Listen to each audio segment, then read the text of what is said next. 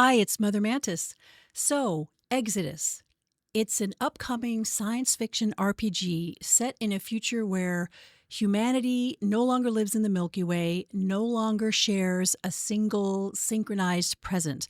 The lore in the game is dense, to put it mildly, but it's pretty interesting. So I want to explore some of it, like who and what the Celestials are, exactly what is a traveler, because the word is more than just a description, it's a job title. And how does time dilation work and why it's the very foundation of the game? You get the idea.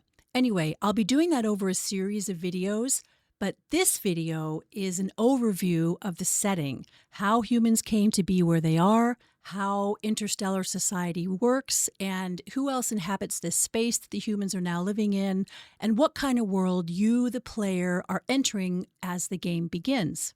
So let's talk about it.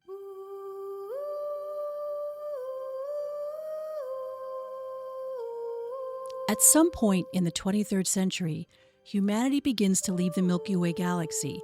Across the sources we have, the novel, the Traveler's Handbook, and official marketing material, it's clear there's been some sort of catastrophe on Earth, and the result is that human civilization expands outward into intergalactic space over a period of many, many years, starting, of course, with the wealthy and those who could afford better ships. A key rule of this movement in the Exodus universe is Einstein's theory of relativity is absolute. There is no faster-than-light travel.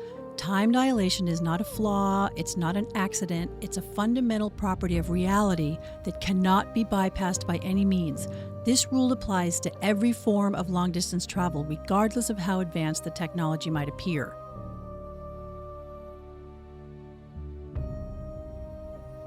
Humanity's intergalactic expansion relied on arc ships, a lot of them, as you can imagine, since they were evacuating Earth.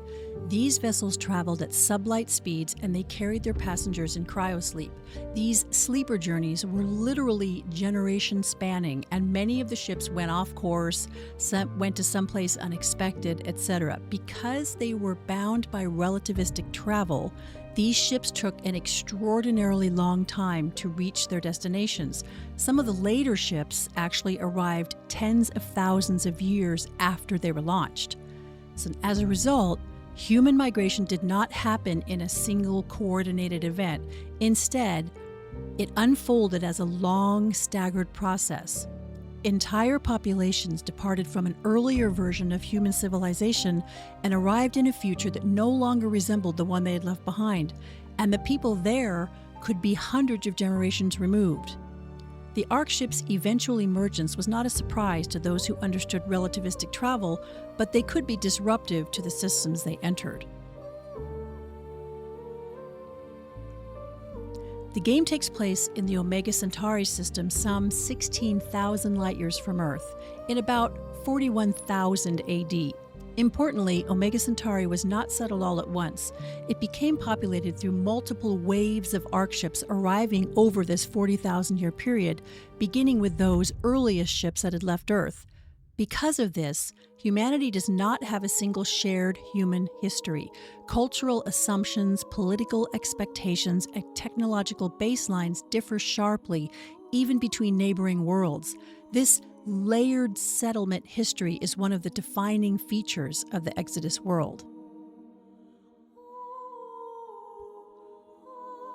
Early in this expansion, the Archimedes engines and gate systems are developed by an unknown but clearly hyper-advanced race. These technologies allow travel between distant systems and galaxies in ways that are faster from the traveler's perspective, but they still obey the law of relativity. So, travelers do not outrun light. Instead, while traversing the space between the gates, they experience much less time, while the universe outside the gates experiences much more.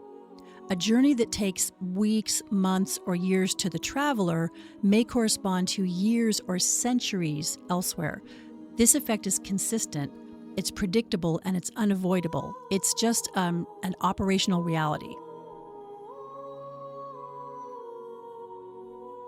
Within this framework, travelers are select individuals who routinely undertake relativistic journeys between systems. Because travelers experience time differently than the societies with which they interact, they can move between regions that would otherwise drift apart historically and politically. So, in some ways, travelers provide continuity across distance and time. The Traveler's Handbook describes this role in procedural terms. Travelers are a functional response to the realities of interstellar expansion under relativistic constraints. I'll go into more detail about the Traveler Society, their guilds, and whatnot in a dedicated video, but suffice to say, by the time the game begins, the role of the Traveler is normalized. The Peter Hamilton book is set in the Andromeda system, and it occurs after the events of the game, but we learn quite a lot about the Celestials from that book because the Centauri system is run by a sister dominion to the one in Andromeda. The Celestials control this intergalactic space. The Celestials are far older and far more technologically advanced than humanity, with a much deeper understanding of physics, of time, and large-scale cosmic processes. They're related to humans, and I'll go into that relationship in more detail later. And because of this, they've allowed the Arkships to settle on selected worlds, and they allow them to trade and engage in commerce to the degree that they can grow their communities and even provide goods to the Celestials. The Celestials themselves have a very structured political order made up of different dominions, and they've devised a way to become functionally almost immortal. So they operate through long-term planning, delegation, and enforcement of systems that span great distances and vast timescales. Humans have to exist within the framework shaped by the Celestials.